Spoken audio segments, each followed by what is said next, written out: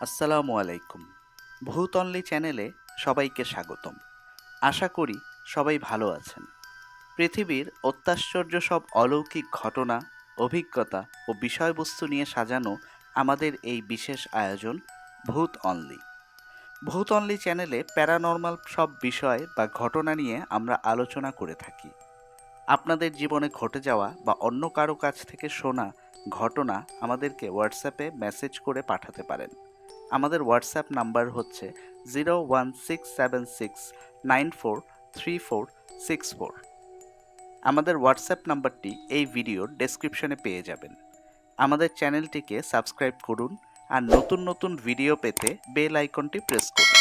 তবে আর কথা না বাড়িয়ে চলুন ঘটনায় যাওয়া যাক। ছোটদের কাছে পুতুল একটি সার্বক্ষণিক সঙ্গী। ছেলে হোক বা মেয়ে, সবাই ছোটবেলায় কম বেশি পুতুল খেলেছেন। বিশেষ করে মেয়েদের একটি পছন্দের খেলাই হলো পুতুল খেলা। নানান আকার, নানা ধরনের পুতুলই হয়ে ওঠে তাদের শৈশবের পরম বন্ধু। তবে কিছু পুতুল ইতিহাসে জায়গা করে নিয়েছে তাদের অশরীরী কার্যকলাপের জন্য।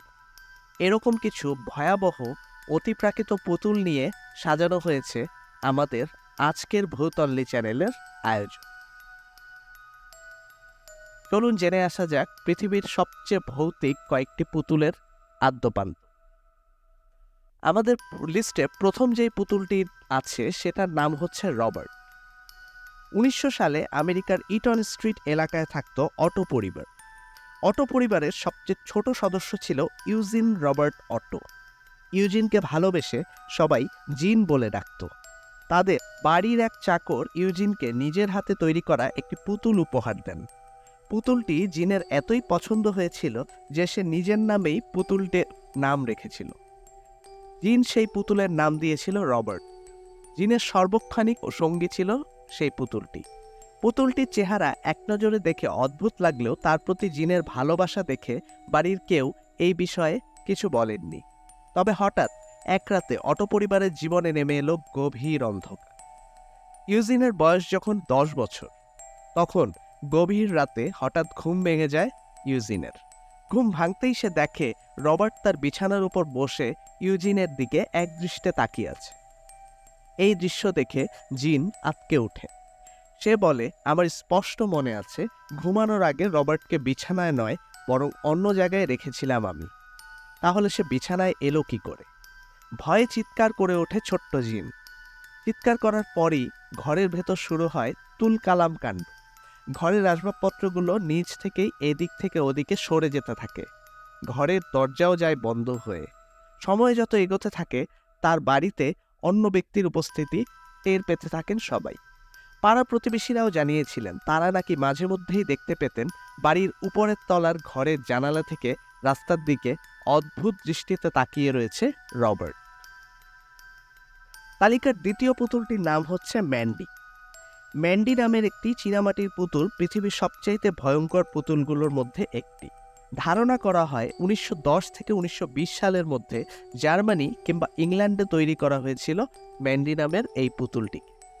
দীর্ঘদিন ধরে ম্যান্ডি সংরক্ষিত ছিল এক নারীর কাছে, যিনি দাবি করতেন পুতুলটার কান্না তিনি শুনতে পেতেন।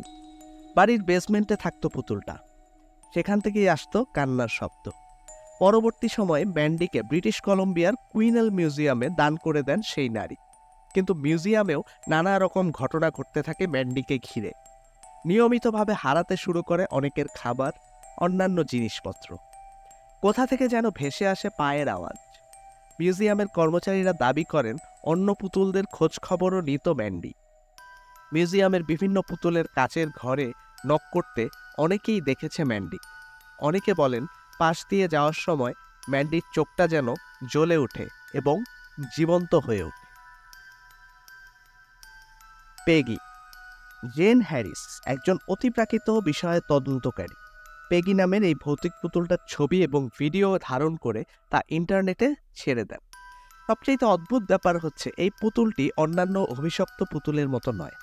অন্যান্য পুতুলগুলোর ক্ষেত্রে দেখা যায় যেই জায়গায় পুতুলটি আছে তার আশেপাশে ভৌতিক ঘটনাগুলো ঘটে থাকে, কিন্তু পেগি নামক এই ভয়ঙ্কর পুতুলটির প্রভাব কারো উপর পড়ার জন্য তার ছবি বা ভিডিওই যথেষ্ট। প্রথম পেগির ছবি ও ভিডিও বের হওয়ার পর পৃথিবীর বিভিন্ন প্রান্ত থেকে ৮০ জন মাথা ব্যথা, অস্থিরতা এবং হ্যালুসিনেশনের কথা বলেছেন। এমনকি একজন নারী পুতুলটির ভিডিও দেখে হার্ট অ্যাটাক করেছিলেন বলেও দাবি করা হয়। এই লিস্টের সর্বশেষ পুতুলটি এমন একটি পুতুল যেই পুতুলটির নাম উল্লেখ না করলে এই লিস্টটি অসম্পূর্ণ রয়ে যাবে। হ্যাঁ দর্শক, আপনারা ঠিকই ধরেছেন, আমাদের লিস্টের পরবর্তী এবং শেষ পুতুলটির নাম হচ্ছে অ্যানাবেল, যেটি কনজিউরিং মুভির কারণে অনেক বেশি জনপ্রিয়। সাল ১৯৭০, মার্কিন যুক্তরাষ্ট্রের কানেকটিকাটের ডোনা নামের একজন নার্সিং শিক্ষার্থী তার জন্মদিনে তার মার কাছ থেকে একটি র্যাগবি অ্যান্ড পুতুল উপহার হিসেবে পায়, যে পুতুলটি তাদের জীবনে এক মূর্তিমান বিভীষিকা হিসেবে আবির্ভূত হয়েছিল। প্রথম পুতুলটিকে স্বাভাবিক একটি পুতুল মনে হলেও ডোনা এবং তার রুমমেট অ্যানজি লক্ষ্য করেন যে পুতুলটি এক জায়গায় রেখে যাওয়ার পর তাকে অন্য একটি জায়গায় খুঁজে পাওয়া যাচ্ছে। কখনো কখনো তারা দেখতে পায় যে পুতুলের অবস্থান অদ্ভুতভাবে পরিবর্তিত হয়ে গেছে। শুধু তাই নয়, ডোনা এবং অ্যানজি একটি পার্চমেন্ট কাগজে ছোট ছোট বার্তা পেতে শুরু করেন, যেখানে লেখা থাকত হেল্প আস অথবা সেভ লু। বিষয়টি ছিল অস্বাভাবিক, কারণ তাদের বাড়িতে পার্চমেন্ট পেপার ছিল না। ডোনার একজন বন্ধু ছিলেন যার নাম ছিল লু। তবে কি সেভ লু বলতে পুতুলটি ডোনার সেই বন্ধুটির কথা বলছে? এ সন্দেহ আরও ঘনীভূত হয় যখন তারা জানতে পারে যে পার্চমেন্ট কাগজের বার্তা পাবার কিছুদিন পরেই এক রাতে লু নিজের ঘরে এক অস্বাভাবিক অনুভূতি অনুভব করতে শুরু করে। হঠাৎ তার মনে হয় যে পেছন থেকে একজোড়া অদৃশ্য হাত তাকে আঁকড়ে ধরেছে। ঘুম থেকে উঠে সে দেখে তার পিঠে গভীর আঁচড়ের দাগ, যেটা কয়েকদিন পর নিচ থেকেই মিলিয়ে যায়। ডোনা এরপর পুতুলটিকে একজন ভৌতিক ঘটনার বিশেষজ্ঞের কাছে নিয়ে যায়। এক প্যারানর্মাল ইনভেস্টিগেটর তাকে জানান যে পুতুলটি অভিশপ্ত এবং এতে একটি আত্মা দীর্ঘদিন যাবৎ আটকা পড়ে আছে। এই রহস্যময় ঘটনাগুলো শুনে বিখ্যাত প্যারানর্মাল তদন্তকারী দম্পতি এড এবং লরেন ওয়ারেন ডোনার সাথে যোগাযোগ করেন। এড এবং লরেন ওয়ারেনের বক্তব্য: ওয়ারেন দম্পতি জানান যে এটি কোনো নিরীহ শিশু আত্মার কাজ নয়, বরং এটি একটি শয়তানি আত্মা। পুতুলটি ব্যবহার করে আত্মাটি সেই বাড়িতে প্রবেশ করার চেষ্টা করছিল। পুতুলটি নিজে ভৌতিক নয়, বরং এটি এক প্রকার মাধ্যম হিসেবে ব্যবহৃত হচ্ছে। ওয়ারেন দম্পতি পুতুলটিকে কানেকটিকাটে মনরো শহরে তাদের নিজেদের এবং তাদের নিজেদের অকাল্ট মিউজিয়ামে একটি সুরক্ষিত কাচের বাক্সে সংরক্ষণ করেন। কাচের বাক্সের উপর একটি সতর্কবার্তা লেখা রয়েছে, warning, positively do not open. এখনও পুতুলটি সেখানেই আছে। দর্শক, এই ছিল আমাদের আজকের আয়োজন। ভূত অনলি চ্যানেলটিকে সাবস্ক্রাইব করুন এবং আমাদের আজকের পর্ব সম্পর্কে আপনাদের অতি মূল্যবান তথ্য বা মন্তব্য কমেন্ট বক্সে লিখে পাঠান।